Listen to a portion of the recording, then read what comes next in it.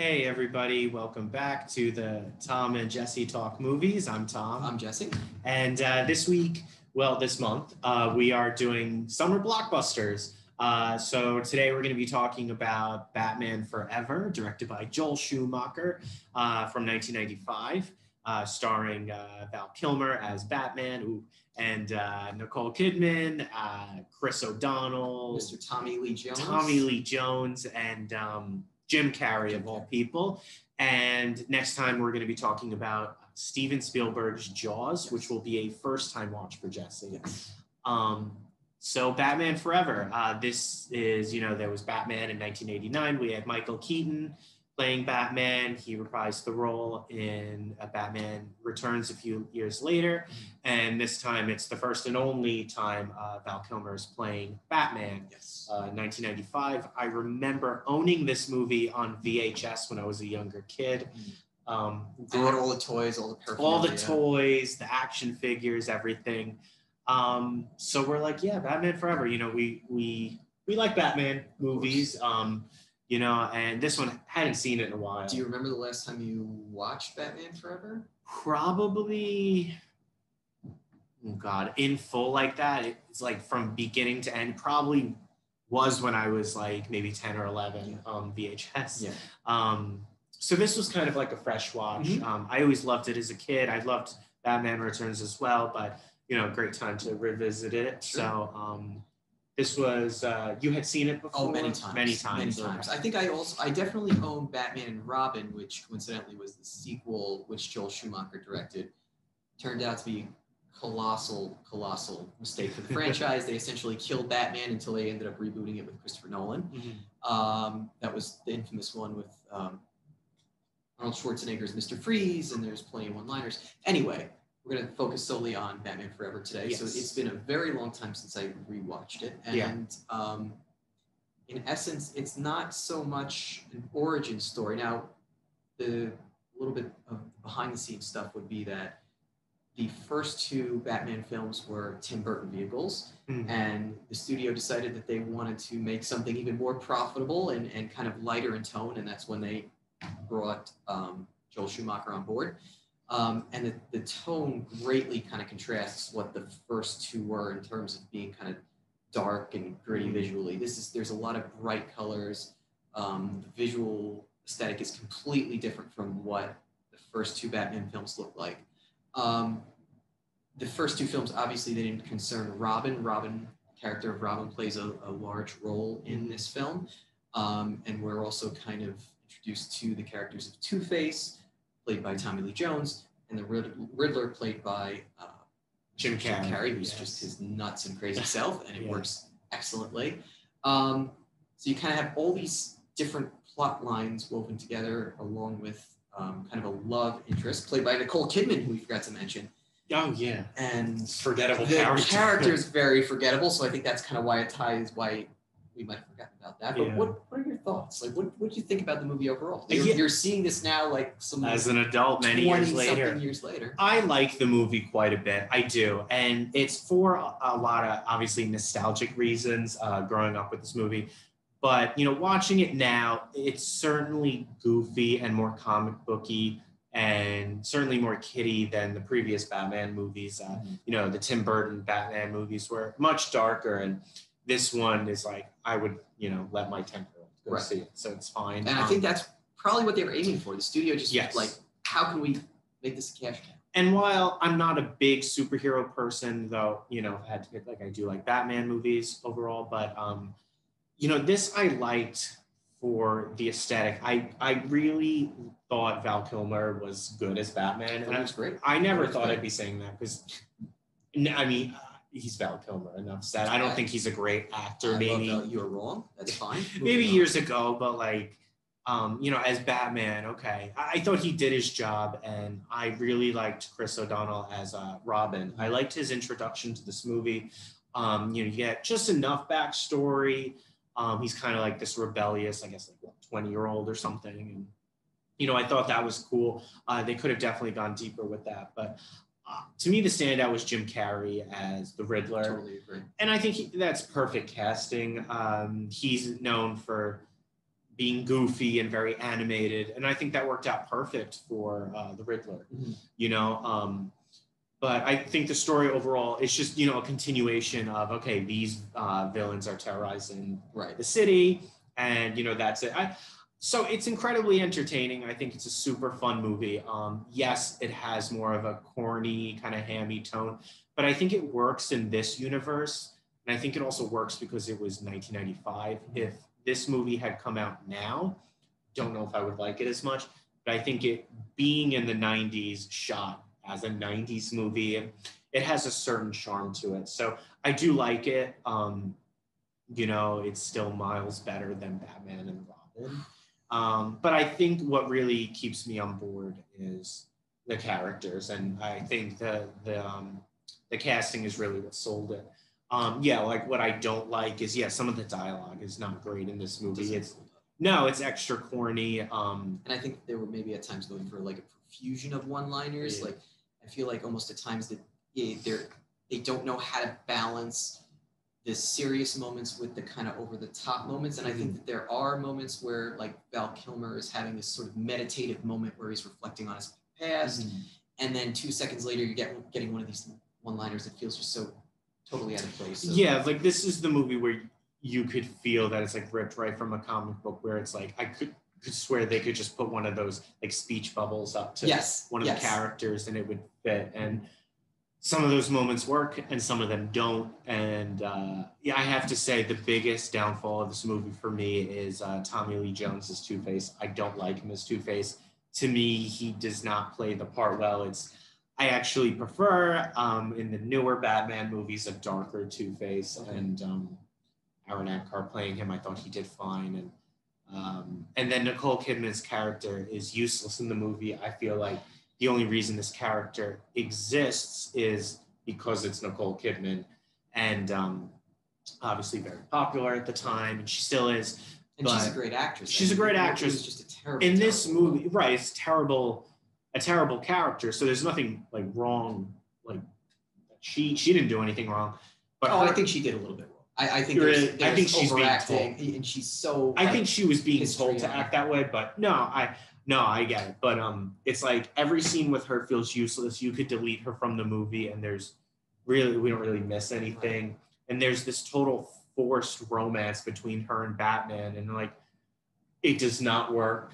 It worked better with the Catwoman character played by Michelle Pfeiffer. Not here. Batman Returns. Oh, I totally agree. So what don't you?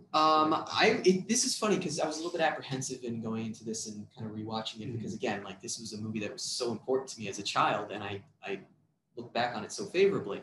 And to what you said, I will echo nearly every sentiment. Where I really thought that like this was it was a fun movie, and again, it was just supposed to be a blockbuster that you could kind of turn your mind off for 2 hours. The way that I think I initially described it to you after I rewatched it for the first time is like it's just a kind of a beautiful disaster of a movie where I feel like there are so many like incongruities here. Some of the way like Tommy Lee Jones and Jim Carrey being so over the top at times, and he's great, and I love Jim Carrey, but it's like when everyone got together at times, I felt like Joel Schumacher gave the direction, like, okay, you rehearse on your own, you rehearse on your own, you rehearse on your own. And then he got everyone together and he's like, okay, action, and just do your thing. And there was a lot of that where it felt like there was too much going on at times. It felt like there was too much over the top at times. They do try to fit a lot in this movie. And I've seen that with other Batman movies, specifically the newer ones with Christian Bale, where they try to fit in a new villain here and there, and then like halfway into the movie, there's another villain. It's like, wow. So I think the pacing, I'll say, was hugely problematic for me because it is a movie that's just a little over 2 hours. And I am not an advocate of extended cuts, director cuts. I just felt like it was way too much they tried to fit in 2 hours. You spoke a little bit about Robin's backstory, which I did find to be very interesting. You know, he comes from he's like an family acrobat, of acrobats, and his family is essentially killed by Two-Face. And so we kind of see a little bit of, you know, Chris O'Donnell as Robin, and then his transition to this kind of rough adolescent to actually like deciding he fully wants to join Batman and he wants to sort of embrace this superhero role and get revenge. Yeah. And all this happens in a span of like 25 minutes. Yeah. I felt like there was so little development in that regard. And I really do like the relationship between Chris O'Donnell and Val Kilmer. I like the relationship they had. I even like Alfred and Robin. Oh, I loved it. You know, that's good. I definitely agree. I think it could have been, the transition could have been a little better. You don't even get a montage of Batman, Val Kilmer training Chris O'Donnell. Right. So in the climax of the film, when both are together and going all ready to fight, where they're, you know, a team now, this is Batman and Robin. Yeah. Like, you're like, is there a scene missing? Right. Like, did he just come out of the circus ready to kick butt? Like, I mean, which could be a thing. And that's something that I notice in a lot of superhero movies to begin with, where it just seems so random that they decide to fight crime. That definitely could have been added. I think the motivation is there for the character. The execution is a different story. Yes. There were so many threads. There were so many different plot. It's as though they had obviously envisioned maybe a series of films building off of this franchise. And again, as we discussed, George Clooney would go on to take Val Kilmer's role, and Chris O'Donnell actually did return for Batman and Robin. It was a dreadful film that was just... I haven't seen it in full. And I don't think there's...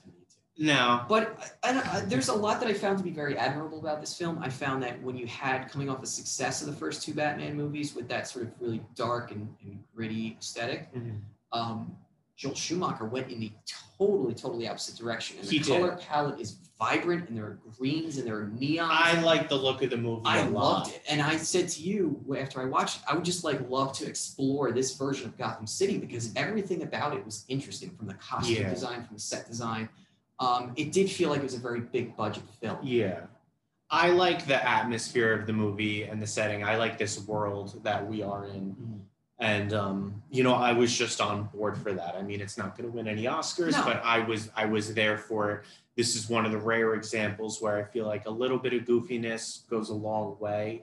It didn't take itself overly seriously. Like, it knew what it was, and that's what I appreciated. Whereas I've seen other movies that are just too goofy of action movies, and it's like, this is stupid. I don't like it. But I feel that overall the direction was good. Oh, I thought it was fun. I honestly thought it was fun. Yeah, the script needs a bit of work. I mean, that's really one of the things that I wanted to get into, which is Nicole Kidman's character. What was her character? Chase Meridian. Which is ridiculous in itself. She was a psychiatrist, right? She was a psychiatrist, and I want to give you credit because you were the one that brought this up in the first place. Yes, the writing was terrible. Yes, her character was just this ineffectual, you know, female, that the damsel. She's there because she's Nicole Kidman. Which is so problematic. This was 1995. I mean, like, she could have been a strong, interesting character, and they chose not to do that. That's one of the issues that I have. But it was like, that's where the direction's kind of faulty in her character. It's like, I don't know what the heck Nicole Kidman was doing on screen. She was kind of giving you this sultry voice. She was trying to mask her Australian accent, and I was just, it was just like a hammy 1950s, you need to rescue me type female. And I was like, she doesn't fit in the movie. They're going for like a femme fatale, like Jessica Rabbit thing, and I'm like, no. Yeah, absolutely. And I don't want to see this with my Batman. And you got so much of her that it was unfortunately like inexcusable, because when you could have been dedicating more time to fleshing out Chris O'Donnell and Robin's story, you know, even expand on, give me a little bit more to his backstory, because that whole thing seems like in 10 minutes, Val Kilmer is convincing, you know, Chris O'Donnell to like come live in the Batcave, and the whole story is like, flesh that out a little bit more. You know what I'm saying? Yeah. There was nothing essential about Nicole Kidman's character. No. And in fact, I think some of the cheesiest moments came from Nicole Kidman's interactions with. Early on in the film, she sends up the bat signal, and it's like she's trying to get a story out of him, but she also is trying to get romantically involved with him. What are we doing? And then she's going back and forth where she's telling Batman, oh, I've met someone, and she meets Bruce Wayne, and then she's really, it's very it's messy. Yeah, it's unnecessary.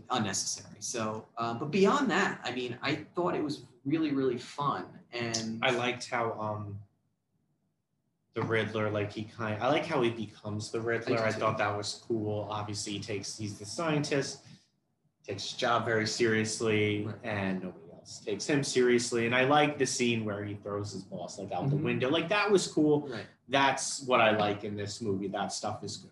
And the impetus of why he becomes the Riddler and why he becomes as psychotic as he does, I think was well done. It was well because sort of Jim Carrey, I would say, tempered that sort of craziness that he would go on to play the role with later in the film. And you could kind of see he's unhinged the first time Bruce Wayne meets him. Val Kilmer has this idea, Jim Carrey has this idea about mind control. He wants to, what does he want to do? It's like he wants to control everyone's mind. He wants to control everyone's mind, but he wants to project images into their head to kind of anesthetize them in such a way to make them feel comfortable. And Val Kilmer, Bruce Wayne, very politely kind of shrugs him off and is like, not a great idea. And then that is the impetus for him, just kind of snapping. And he's like, I'm going to make this work one way or the other. He was just so nuts and over the top, but it worked. It worked. I kind of take a different stance with you that you did with Tommy Lee Jones. First of all, I actually liked the makeup. I thought that it just fit that aesthetic of the garish sort of pink face that he had. I thought that it worked well. It didn't seem to look too out of place.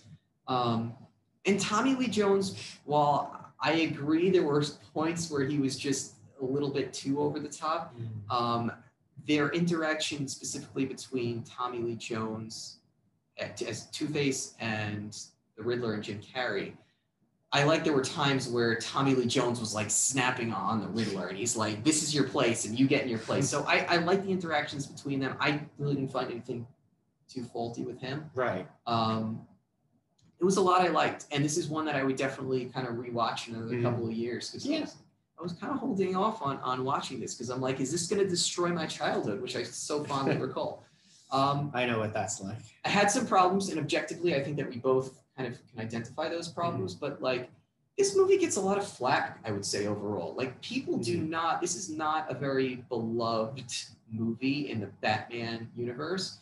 And I give credit to Joel Schumacher again, because if you know anything about the comics, and especially the first iteration of the TV show with Adam West, it was a very goofy show. Yeah. You had the pow and the bam and those bubbles and everything. And it almost seemed like Joel Schumacher understood what the source material was, and yet he still wanted to make it his own. It wasn't entirely goofy. Right. There were these introspective moments with Val Kilmer's character, and I like that. Yeah. You kind of get these flashbacks of him experiencing the loss of his parents and this giant bat. There is apparently a 3-hour cut of this movie somewhere. I would like to see it. I would like to see it. I want to know what's missing.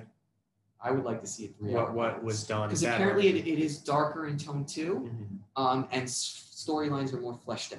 It does not exist yet. I mean, it exists. It hasn't been released to the world yet. Hopefully, now that we're sort of in a very sort of Snyder conscious world where everyone's release every Snyder cut. I'll still take this over any Zack Snyder. Amen. Superman. I would, absolutely. As much as I like Man of Steel, but the Justice League, I'll take this over that. Yeah, absolutely. Because even I prefer the darker superhero movies, but they're just not well. And I feel like there is we're not going to get too heavily involved in this, but I do feel like there is some sort of a link now between Christopher Nolan and Zack Snyder. Christopher Nolan was a big proponent in getting the Snyder Cut released. He wanted that done. While I really like the Nolan iteration of Batman, his movies take themselves very, very seriously. I like that, though, except for a few moments. I do, too. And I'm not saying everything has to be as goofy as Batman Forever, but even in the Burton Batman films, from what I recall, there is more of a little bit of a subtle nuance where, yes, you can have overly dark, but you can still have a few silly moments. Right. And I like that. I don't like just overly dark. Okay. Anyway. Okay, that's fine. That's my thoughts on Batman Forever. That sounds good. All right, great. Next time we're going to be talking about Jaws, which is a first-time watch for him. Which I've resisted for so long. I can't believe you've never seen Jaws. I own it. I have not yet watched it. Now is the time. It's a good time. I probably watch it once every summer. I didn't know that this is... Yeah, I really like it. Okay. But, yeah, so this will be... I'm dying to hear your thoughts. Cool. All right, so we will see you next time. Any questions, comments, concerns, please contact us at programs@cshlibrary.org. We will see you next time. Thank you for watching.